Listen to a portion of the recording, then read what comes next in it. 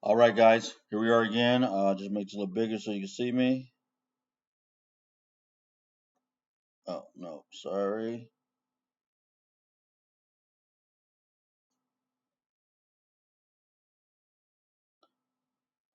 What's happening? This is the last one I'm going to do today. This was on what's going on with in Georgia, man. Since the other day, Supreme Court lifted up that ban. Now they're all over the country, man, doing busts and seizing, picking up illegal, undocumented people. Drug bust everywhere. Ohio, we're talking about right now is in Georgia, Atlanta, and metropolitan area, the county part of Georgia. Atlanta, Georgia is crazy what they just did today. That's without further ado, let's just watch what happened. It's interesting. Check this out, everyone. Georgia's getting serious now.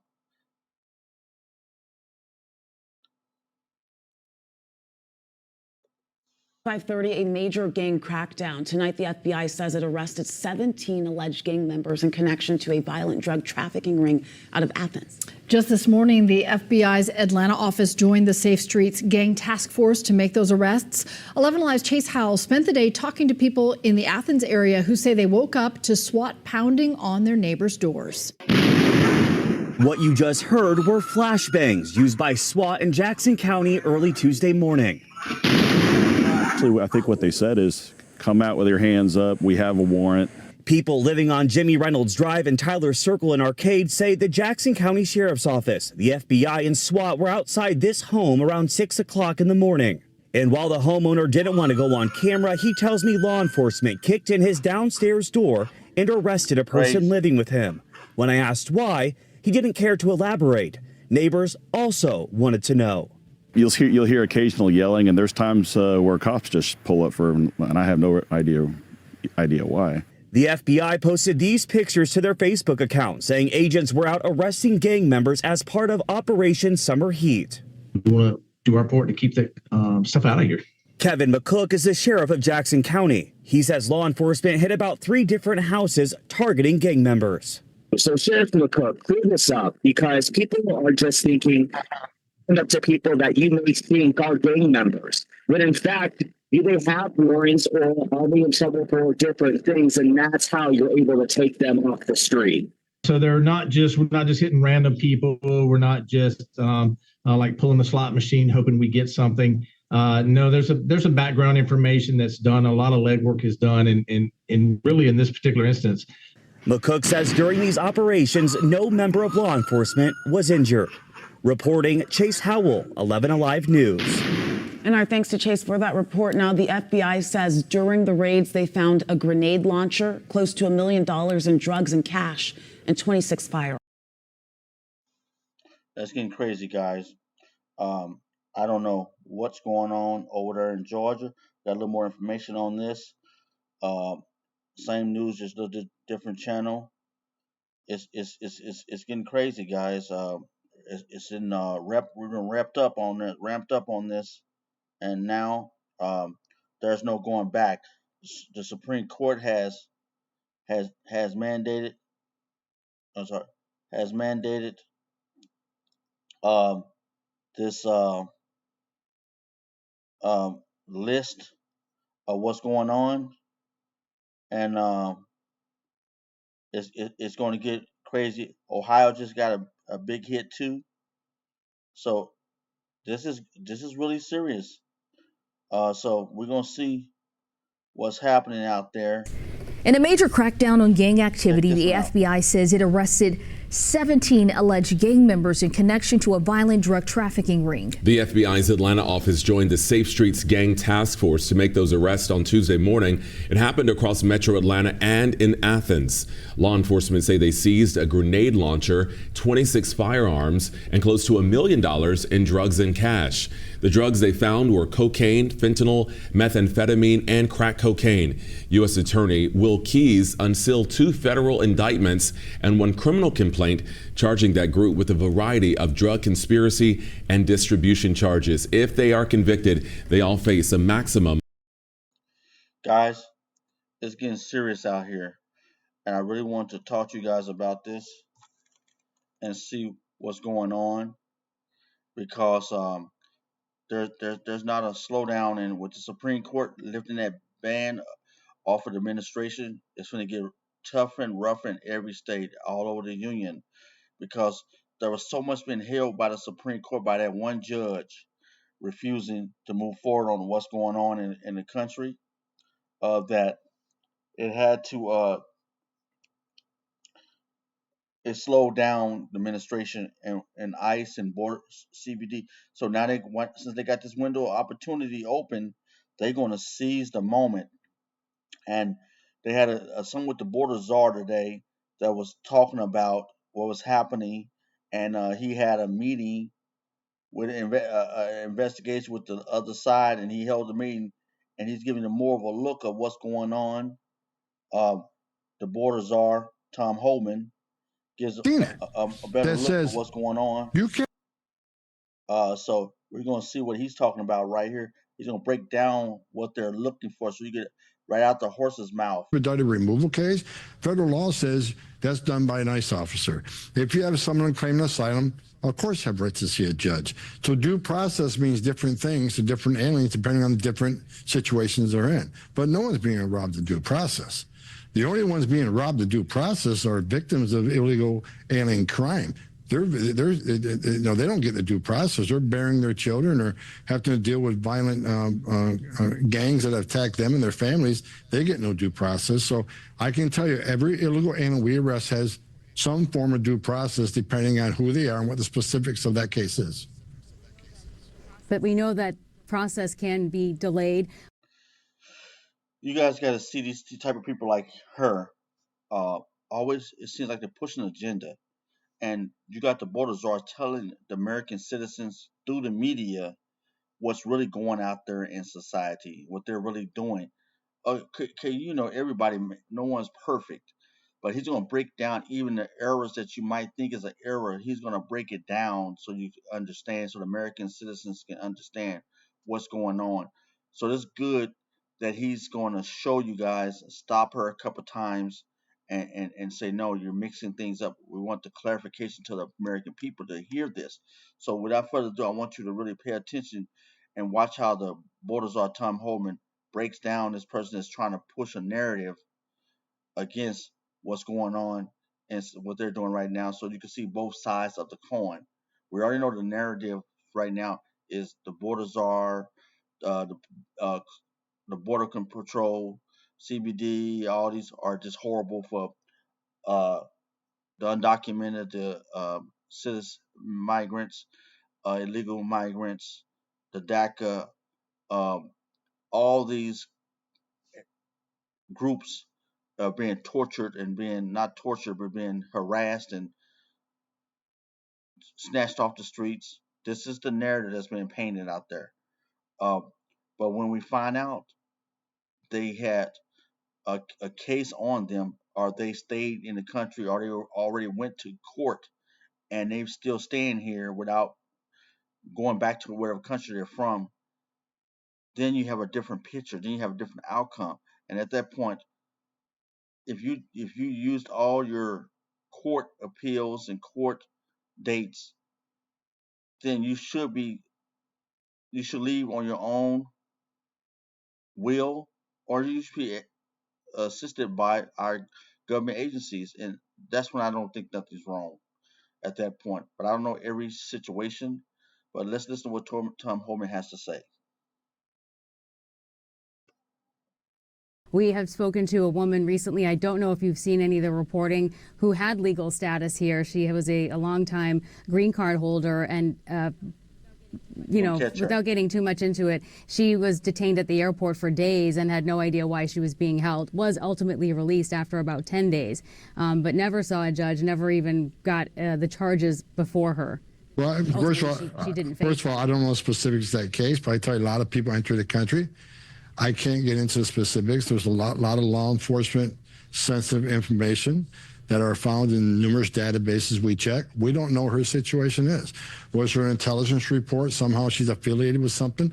I don't know that case, but I can tell you that, yeah, even resident aliens are detained based on criminal data or some intelligence data that they need to be interviewed, detained while they run something down. Then that happens to U.S. citizens all the time. So I don't know the specifics of that case. If you can send me that case, I'll certainly look into it and get back to you. I will. I'll send you a series of stories we did on it. I would love to get your feedback. I have sent them to members of your team.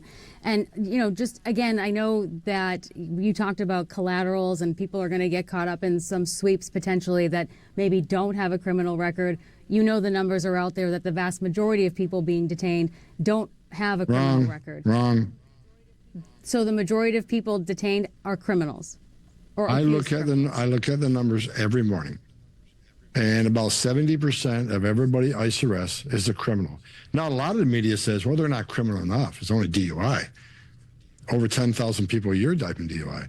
I think that's a significant public safety threat. So a vast majority of people we arrest are criminal, about 70%. Who are the other 30%? So let's talk about those non-criminals. A lot of them are national security threats, like the several thousand Iranian nationals we arrested. Most national security threats don't have a criminal history because their whole they lay low until they want to do something, their dirty deed, right? A lot of them are. But what about the collaterals then? What about the folks that are here without papers, and that in and of itself is what you're holding them for? Are those the people you still want to target, and is it just now about hitting quotas? We don't target them.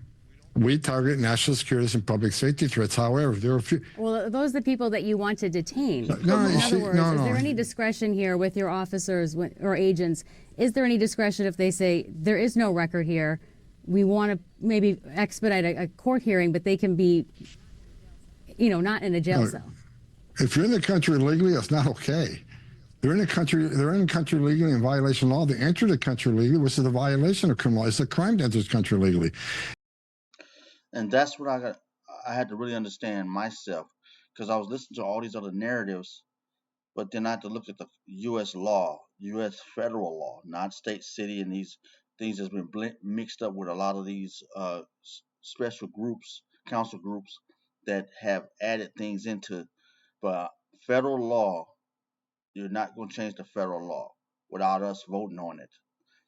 Federal law dictates if you come into this country, without going through a port of entry, without going through all the right procedures that we vet you into this country, our agencies that represents us as American citizens, we vet you in our country. You came in illegally. That is a crime. I don't misdemeanor or felony, but I believe it's a felony, but it's still a crime. That is criminal. You're a criminal. So I'm glad I understand it now. So anybody at this point, you could be soft on it, you could have emotion, but we're talking about the law. That's a crime. If I'm wrong, leave a message, comment down below and let me know. If you have another law to circumvent that law, let me know. A U.S. law, not what we feel and think. Law.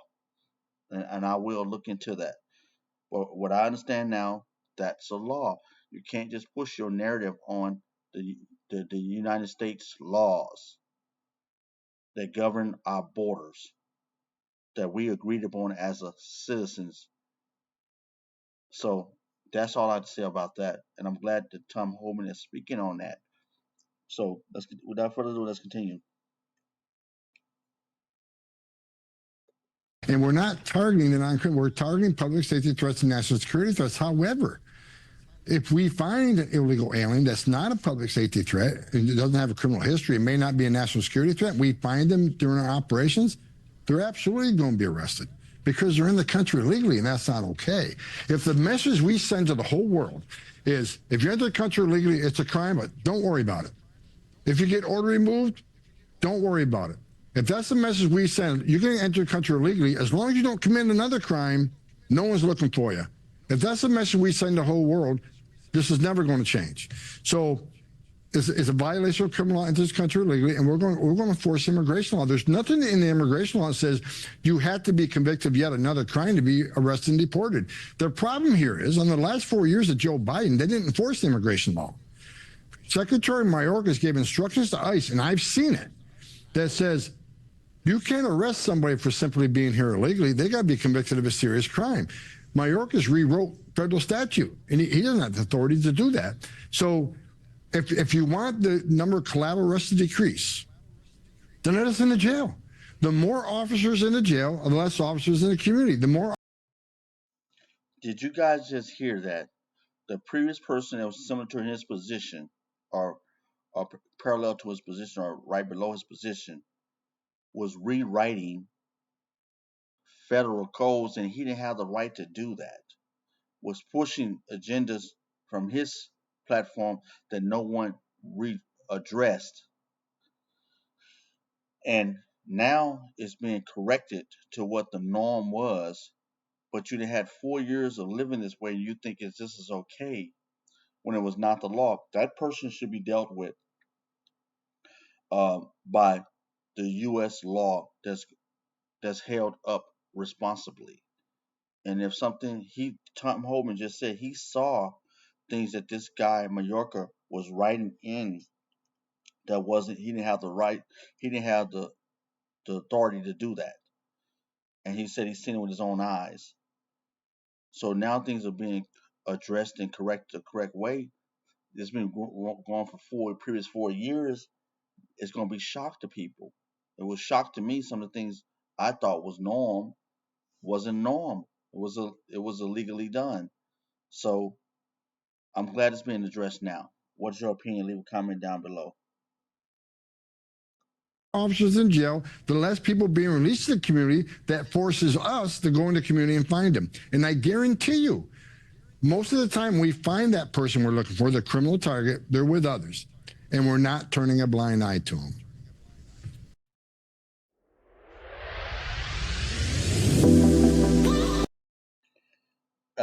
That's what's going on, guys. I think he's letting you know. To last. Permanently. We're going to increase resources in sanctuary cities. We've already started. And as we bring this 10,000 more agents on, we're going to continue assigning to our most problem areas, which are sanctuary cities. 10,000 more soldiers. And sanctuary states. So based on policy, not necessarily based on crime data. No. See, you're wrong. It's based on crime data. I'm telling you, we're going to send them to places where the data shows they're a sanctuary city. If they're a sanctuary city and they cooperate with us and give us every criminal out of the jail, of course we're going to reduce the number of officers there and send them to a place where criminals are being released. You're mixing the two. To me, a sanctuary city is a city that doesn't allow us into the jail, doesn't honor detainers. And as long as that's continuing in that city, we'll continue upping resources in that facility. But if they work with us, they'll lose the moniker of sanctuary city. That's what I'm hoping happens. Sanctuary cities are sanctuaries for criminals, bottom line. And the left will tell you, well, we're a sanctuary city because we want illegal aliens, victims and witnesses of crime to feel comfortable coming to the police for help without fear of being worked with ICE. That's a bunch of crap. Because victims and I mean, I hear this from police officers that work the streets and say they're hearing. This is common sense. Witnesses. Victims and witnesses of crime don't want the bad guy back in their neighborhood either. We're not interested in the victims and witnesses. Matter of fact, if we were aware of the victims, they might actually get a visa as the victim of a crime. We can do that for them. But we're not looking to talk to the victim witness. We want to talk to the person that law enforcement locked in a jail cell. Apparently, they locked him in a jail cell because they're a threat to public safety. That's why he's locked up. That's the person we want to talk to. But victims and witnesses of crime, the only reason they're scared is because the left tries to steal the narrative that ICE is out there separating families, arresting every alien they find, and they push that narrative. What they need to say, victim witnesses of crime, is you're going to report a crime. But you sir, can on the same hand, you just said you would arrest anyone that was You let me illegally, finish. whether they were You let me finish. accused of a Victims crime. and witnesses of crime need to be told by law enforcement, you are free to be a victim, witness of crime, report it. We're not going to turn you over to ICE. ICE only wants access to the person who committed the offense, but they won't do that. So the victims and witness crime needs to be educated. They're welcome to report it, and ICE isn't interested in talking to them or looking for them to arresting them. They want the person in the jail cell. That's what we want. So if the community and the open borders advocates will simply be honest with the victims and witnesses of crime, you are welcome to report it without fear of ICE. That will solve that problem. But they use that as a tool to continue attacking ICE law enforcement officers and what they do. And what's surprising to me, I've done this since 1984. ICE is doing the same thing they've done for decades. But because of the last 4 years, the administration chose not to enforce immigration law. All of a sudden, everybody's in shock. We're doing exactly what Congress tells us to do, appropriates us funding to do. If folks in Massachusetts don't like if Governor Healy doesn't like what ICE is doing, then go to Congress and tell them to change the law. Until then, we're going to enforce the law. Hard stop. What is your opinion on this? I think that Tom Homan in this meeting here brought a lot of closure, and he said the advocates are open borders that want this open. He actually stated a lot of good information. I got a lot of information out of this one. I wanted you guys to listen to this, and I want to react to this and what he was saying. I think he brought a lot of clarity to American people from both sides. I don't think I thought he was a hard nose for a while, but now I'm starting to see more that he was more level headed than I thought. Um, and it seems to be coming across, he's just following the law to the letter and helping get America back in the right position when a lot of people was using the laws and changing laws, as he just stated earlier, for their own purposes instead of the American citizen voting on. We vote all this in. We elect affiliates, legislature to go in and represent us in each district of the United States to go represent our causes, our needs, and we make laws for the people. And so they're following the laws to the letter. So what is your opinion? Leave a message down below. Let me know what you think. I'm gonna end this with this moment. I think I got a lot out. I hope you got a lot out of this. Definitely got a lot out of Tom Homan in this message. I've seen a lot with the interviewer. Show me her personality. What do you think? Leave a message down below. Comment, subscribe, like. Thank you. Have a wonderful day.